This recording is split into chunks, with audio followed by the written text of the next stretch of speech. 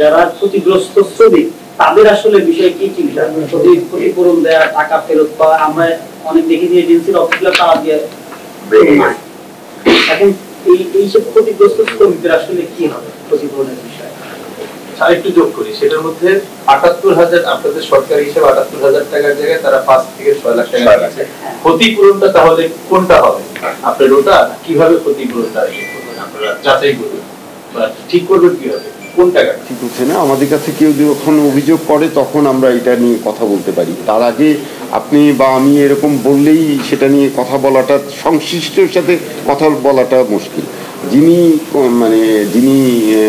ক্ষতিগ্রস্ত হয়েছেন তিনি যখন বলবেন তখন সেটা নিয়ে যে ক্ষতি করেছেন তার সাথে কথা বলা যায়, কিন্তু তার আগে তো আমরা কথা বলতে পারছি না।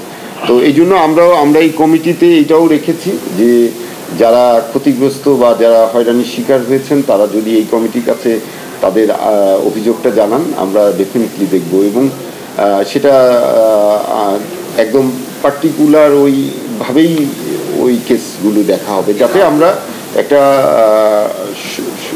তাদের, কারণ আমরা বুঝতেছি যে আপনাদের কনসার্ন আমাদের কনসার্ন একই জায়গায়, কিন্তু যারা ক্ষতি যদি হয়ে থাকে তাদের ক্ষতিটা পূরণ করা, সেই জায়গার সেই লক্ষ্য নিয়েই কাজ করা, সেইটাই আসলে আমাদের প্রায়োরিটি এবং সেই যারা অভিযোগ করবেন ডেফিনেটলি আমরা সেই লক্ষ্য নিয়েই কাজ করব। আমাদের যে মাইগ্রেশনটা এটা কিন্তু একটা টোটাল প্রসেস। প্রথমে আপনার ডাটা তারপরে এই ভিসা আসে, তারপরে মন্ত্রণালয় অনুমোদন দেয়, তারপরে হচ্ছে বিএমটি ক্লিয়ারেন্স দেয়। তো এই যে প্রক্রিয়া আপনারা হচ্ছে দুইটা প্রক্রিয়ার কথা উল্লেখ করেছেন। পারমিশন দিয়েছে ৫,২৬,০০০ আর বিএমটি ক্লিয়ারেন্স পেয়েছে ৪,৯৩,০০০, দিয়েছে হচ্ছে ৪,৭৬,০০০। আপনাদের হিসেবে আপনারা বলতেছেন ১৬,০০০ যেতে পারে নাই, কিন্তু আমার হিসেব বলতেছে যে আপনাদের এখানে আচ্ছা আমি একটু পরিষ্কার করে বলে নিই, মন্ত্রণালয় আসলে কর্ম অনুমতিটা দেয় আগে, ডিমান্ড লেটারটা অ্যাটাচড হয়ে আসার পর, এরপর কিন্তু তার প্রসেসটা শুরু হয়। বিএমইটি যখন দেয় সেটা হচ্ছে ই ভিসা হয়ে যাওয়ার পরে দেয়, তার মানে হচ্ছে যে এই প্রথমে যে কর্ম অনুমতিটা দেওয়া হয় সেটা প্রসেসটা শুরু করার জন্য অ্যাটাস্টেশন হওয়ার পরে। তো অ্যাটাস্টেশন হওয়ার পরে হলে এরপরে কিন্তু অনেকগুলো স্টেপ আছে, সেই স্টেপে অনেকেই বাদ পড়ে যান যে ফাইনালি হচ্ছে না। সেই জন্য আসলে বিএমইটির ক্লিয়ারেন্সটাই এখানে ইম্পর্টেন্ট, যে বিএমইটি কতজনকে ক্লিয়ারেন্স দিল তার ভিত্তিতে যাও, তখন বিএমইটির ক্লিয়ারেন্স না হলে কিন্তু সে যেতেও পারবেন না।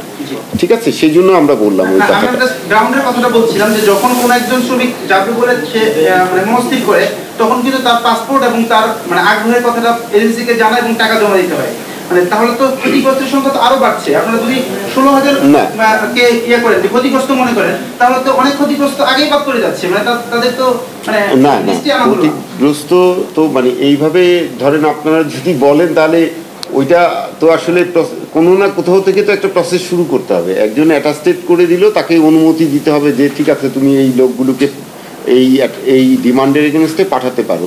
তারপর তো তার অনেকগুলো স্টেপ আছে, যে স্টেপগুলো শেষ করে তাকে কর্মী পাঠাতে হবে। এখন কেউ যদি আগে নিয়ে থাকে ওরকম অনুমতি ক্লিয়ারেন্স ছাড়া নিয়ে থাকে, তাহলে তাকে সেই দায়িত্ব নিতে হবে। আপনি বলেছিলেন ৫,০০০-এর মতো আপনার অভিযোগ পেয়েছেন যে গিয়ে কাজ পায়নি, এই বিষয়টি কি আপনারা নজরে আনছেন যে প্লেনে তুলে দেওয়ার পর তারা কাজ পেলো কিনা, এবং লেটেস্ট আপডেটটা কি আপনার কাছে আছে? হ্যাঁ, আসলে কাজ পায়নি না, আমাদের এই লাস্ট যে কয়েক মাসে গেছে আপনারা হয়তো মালয়েশিয়াতে সংবাদ নিয়েছেন, ডেফিনেটলি আমি আশা করব নিয়েছেন, যে এবার কিন্তু আপনারা জানেন যে মালয়েশিয়াতে ইমিগ্রেশন ক্রস করার পরেই আমাদের এমপ্লয়ারদেরকে তাদের রিসিভ করে নিতে হয়। এই লাস্ট ইয়েতে কিন্তু কোনো এরকম ঘটনা ঘটে নাই যে কেউ রিসিভ হয়নি।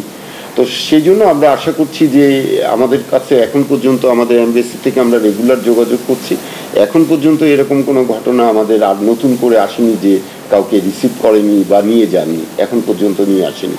তো আমরা যেটা যতটুকু আমাদের জানা ছিল, আমরা যখন এই ৫,০০০ যে ফিগারটা আমরা বলেছিলাম সেটা কিন্তু তখন পর্যন্ত ছিল, এবং আমরা এটা নিয়েও কন্টিনিউয়াসলি কাজ করছি আমাদের এমবেসি, যে যাতে তাদেরকে আমরা রিএমপ্লয়মেন্টের ব্যবস্থা ওইখানে করা হয়। এবং আমরা মন্ত্রী মহোদয় যখনই কথা বলছেন সংশ্লিষ্টদের সাথে, মালয়েশিয়ান কর্তৃপক্ষ বা অ্যাম্বাসেডারের সাথে, আমরা কিন্তু প্রথমেই জোর দিচ্ছি যাদের যে সমস্ত কর্মীদের কাজ ঠিক মতো হয়নি আগে তাদেরকে কাজ দিয়ে দেন বাকিদের করা, সেই চেষ্টা আমাদের অব্যাহত আছে।